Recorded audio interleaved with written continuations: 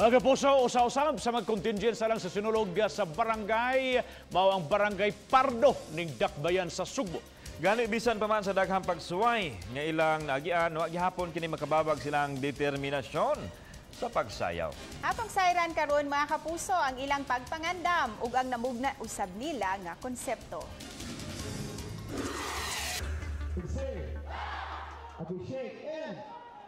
75% ng andam ang Barangay Pardo alang sa nagsingabot nga sinulog sa barangay. Ipakita sa ilang performance kung giunsa sa mga tao pagguba sa kinaiyahan ug ang kamahinungdanon nini maong dili kini angay abusuhan. Kini ang konsepto nga ilang napili tungod sa mga dili maayong nahitabo nga dalit sa kinaiyahan. How human destruct the nature. So mao na among preparation karon. And mao sa namo ipakita this sinulog nga unsaon namo pagpakita para pud mapakita namo sa mga katawhan nga dili pud untay abuse ang nature. Matod sa ilang choreographer nga ubay-ubay ang mga problemang nasugatan.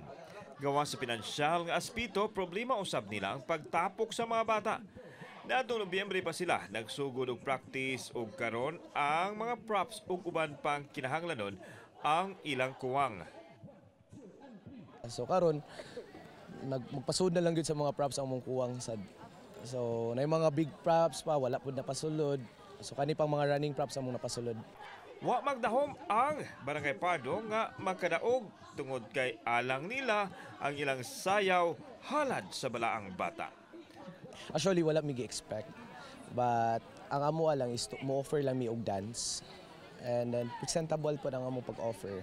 And ang amo lang sad is kung unsa po ihatag if unsa man gani nga result nga mahatag amo lang po dawaton. Ang basta ang amo lang is ako lang gid siya purely halad. Kauban si Demi Hernani. Ako si Domingo. Balitang Bisdak.